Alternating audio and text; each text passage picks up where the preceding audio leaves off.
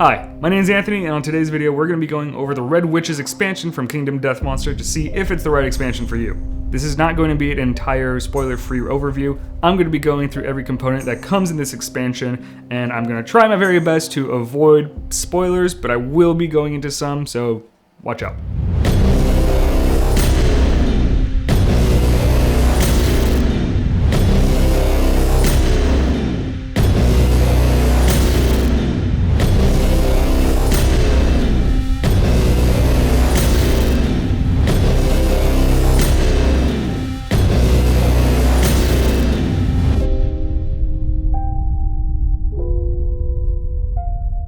The Red Witches is a Node 2 Nemesis monster. Using this handy-dandy flowchart, we know that we have to replace the Kingsman to be able to use the Red Witches in a campaign. Everything is set up pretty much the same, and you'll be fighting these guys at Lantern Year 9. Now, the Red Witches are absolutely insane. If you don't know anything about them, you might notice that I have 3 minis right here in front of me.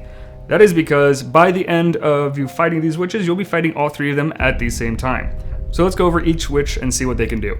When you first encounter them on Lantern Year 9, you'll be fighting one of them, and that one is Brawl. Brawl's Boiling Blood is a real-life 5-minute timer that you start when you first begin the showdown.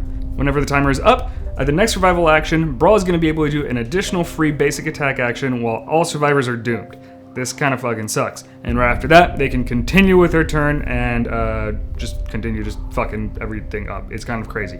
Brawl also has a survivor status called Blood Fountain. Blood Fountain just means that you are knocked down, doomed, and Brawl is essentially just standing over you. Whenever Brawl would draw an AI card, you will instead be gaining a bleeding token. And if you're able to escape Brawl's grasp, depending on how you escape, additional bad stuff is going to happen to you. Such as gaining more bleed tokens, getting 3 damage to a random hit location, or if you're fighting the other witches, you could be gaining understanding. When you first encounter Brawl at Lantern Year 9, you'll be doing the story event Challenger at the Gate. You'll be rolling a dice, seeing if you instantly die, and if you don't, challenging Brawl to a fight in the arena. And if you succeed, congratulations, you're now going to fight Brawl. Now when it's time for the level 2 Nemesis, you'll be dealing the story event A Visit from Nico. On there, you'll be rolling another dice, seeing your outcomes, and then fighting both Brawl and Nico. Now this is where things get a lot more interesting. In terms of mechanics, each witch has its own life total, and when that life total goes to 0, that witch is now defeated and leaves. However, to win, you must defeat both witches. Additionally, Nico also has a fun status card called Hollow Heart, which, if you have that status card, just means every time you use survival, you gain a bleeding tokens. There's kind of a theme here. Everything kind of has to do with bleeding tokens, and it's fucking awesome. Now finally, when you're at level 3 Nemesis, you're going to be doing the story event Red Cannon. This is when Seer pops into the picture, and Seer is absolutely insane. The Red Cannon story event means that you're going to be rolling a dice and trying to get over a 14 and accumulating each dice result. So on the first one you roll a 2, boom, somebody's dead. On the next one you roll a 6, now you're a total of 8, boom, another one's dead. And you keep going until you hit a 14 plus, and then the story event ends. And if you were to lose 3 or more survivors during the story event, your departing survivors will lose 3 survival. Now Seer is terrifying. She has AI cards that have infinite range, infinite accuracy, infinite damage. It's wild. She also has, which is really cool, she also has an AI card where she can hit one of your survivors back at the settlement. That's it. But my absolute favorite AI card is Inevitable Death. When you draw the card face down, she forms a bird out of coagulated blood and places it on a random survivor's shoulder, and then shoots an arrow up into the air. Then, if you were to draw that card face up, a giant pillar of blood comes down and instantly kills the survivor. It's so fucking cool. It's so cool. Now the rules to defeat the level 3 witches are a little bit different. Since Seer is kind of like the head witch, you have to defeat Nico and Brawl first, and then you can defeat Seer. Now, all this may seem kind of impossible to defeat them, and don't worry, it gets even worse. The Red Witches use a red cloak, and with those cloaks are their initiates. The initiates are going to be on the board with them, and the reason they're important is 1, of course they can hit you, but 2nd, the red cloaks allow them to teleport, meaning some of their attacks will allow them to teleport between positions using each other and the initiates to flip around the board and kind of ruining your entire plan. So with all these impossibilities in front of you, why would you add these to your game? Well, first off, they're fucking awesome. Not only are they super difficult to fight, but they're a blast. But what do I get? Like, what cool things does my settlement gain from fighting these guys? Well, first off, you get new weapons and armors through Sanguine Extrusion. Sanguine Extrusion is super cool. You're essentially using blood and just guts and just polymers and just resin type shit to just create these super cool and super powerful weapons and armors. Additionally, you are able to get a red cloak, and the red cloak is what allows the Red Witches to teleport and do all that stuff.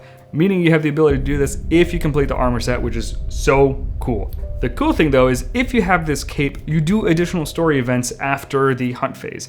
You're going to be rolling on a table, and depending on what you roll, you're either going to be transported somewhere else, one of the witches is going to switch places with you, or you're going to go into special chambers and have special secret spoiler stuff that I won't spoil on here. As you go through the story and as you fight these guys, each of them is going to have their own story that are going to give you a secret fighting art, which is really cool, and it ties to other expansions like the Dragon King, but very specifically the Pariah. The Pariah, which came out at the same time as the Red Witches, can tie in directly into the story events, which are really cool. If you added the Pariah to your settlement and you have played it, then you know that the Pariah gives you gifts, and those gifts are a piece of each of the witches. Now there's a really cool thing that happens if you have Seer's Eye, but I will not spoil it here because it's really cool and it's definitely worth checking out yourself. However, do know that you have an entire story event where the Red Witches are essentially pursuing the Pariah and are going to start interrogating your settlement by torturing you until you give up the information. And if you give it up, then you're going to start seeing casualties. It's super cool. You also get new disorders like Battle Drunk, Cowardice, and Hypergalpsia. I think that's how you say it. Some of these mean that you're going to be losing survival when you take damage, or you're not going to be able to gain positive attribute tokens for evasion. Without going into too many spoilers, that's essentially all you need to know. For each level of nemesis they'll be fighting, that's how many Red Witches you'll be fighting. And each time you do, it'll get worse and worse and worse. You're going to have to take out each switch before taking out the main one. You're going to have minions to take care of. The story events on here are some of the coolest that I've seen from Kingdom Death, and even though they punish you for it, I'm a big sucker for it. The weapons and armors you can get are super cool. There are some downsides to them, but if you get the entire armor set, you get to do some really cool things, and the minis for it look absolutely badass. And if you only have the Kingsman from the core game and are wanting a new Nemesis 2 monster, this is the one I would 100% recommend. It comes with so much stuff. It changes your story so much. It's absolutely insane. So yes, I recommend it. Yes, I would get it, and it's fucking awesome. Thank you guys for watching. Hopefully I didn't do too much of a spoiler-free review. If you have any thoughts on this and you have played it or you're wanting to play it, please put them down in the comments below. I'd love to hear them. But thank you guys so much.